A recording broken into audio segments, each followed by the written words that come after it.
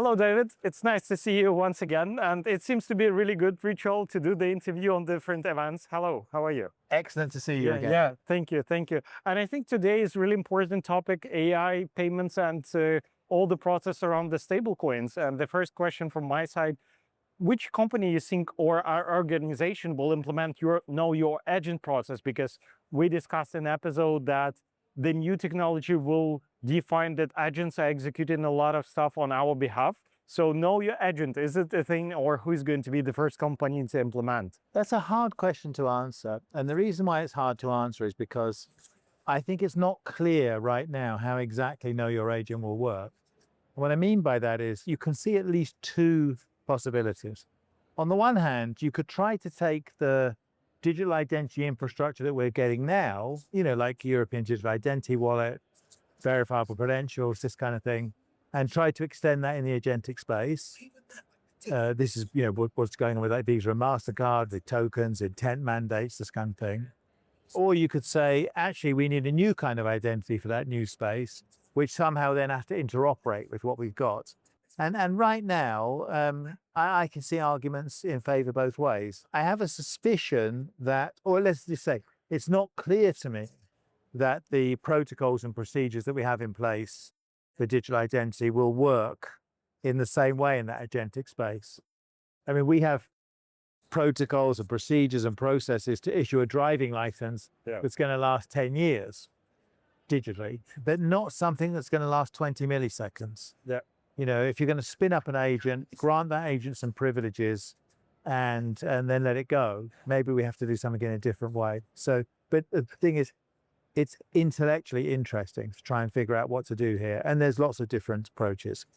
Yeah, that's true, because frequency changed a lot. Because if you do one thing in a year or 10 years, like getting your identities or driving license, that's one process. But if you have to spin in the frequency millions of different agents for millions different people, that the process definitely going to be optimized or revisited per se. So that's exactly right. Yeah, that's exactly the case. But we talked a lot, and during the stablecoin podcast episode, that some industries, they have inertia inside of the payment infrastructure and kind of agentic appetite. So let's imagine the world where agents are executing on our behalf the payments, the information pooling, or even executing certain tasks, and which is connected to the financial products. What industries you think will change a lot from the way that we see them right now? I think there are lots of people who think, with good reason, that actually AIs will be the biggest user of stablecoins. Yeah. And you can imagine how that economy might work, where you have networks of agents that are organizing themselves through money rather than sort of, I suppose you might say, socialist central planning. You just have a free market where the agents are buying goods and services from each other. And that would have emergent properties. And for that to work, it seems like right now, stablecoins will be a good way of organizing that. Whether in the long run that's true is not so clear. You have, people are making investments in the billing space, in the subscription space. There's a certain flexibility to the stablecoin space, but I think you will see a different kind of economy emerging out of that. And if we're talking about the identity, like right now, a lot of processes, they build on the knowledge who is executing what. It's basically the AML transactions. And what do you think, because agents will execute once again with the scale and different frequency, what may be high level or on the strategic level should be changing those processes if they're going to be executed by agents? Well, I think agents were, the idea that we'll build these giant databases which say, what agents are allowed to do what, that doesn't seem quite right. That kind of centralized approach, can't see that would work. You could imagine a more sort of federated solution where different organizations or different groups of organizations come together, patrol, certify, regulate certain categories of agents. But I think the sort of more decentralized alternative where the agents carry their own credentials that can be rapidly validated by relying parties, to me, is probably more flexible, but not with existing protocols. We need new protocols in that space. But again, I stress one of the reasons why that's intellectually interesting is because we don't really know what the answer to that is yet.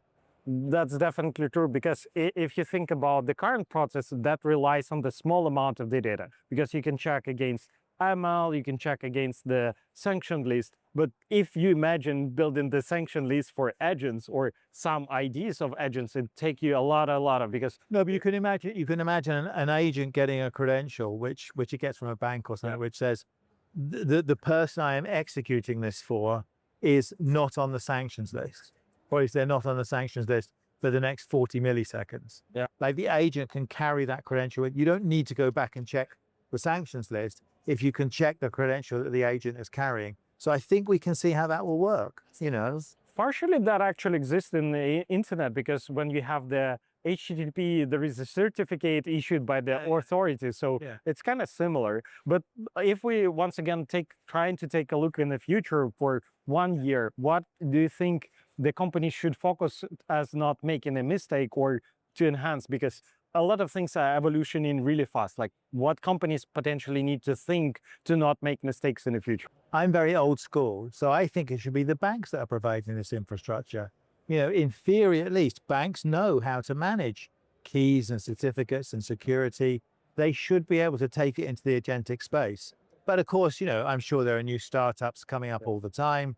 You have crypto players moving into that space, thinking Fireblocks and people like that.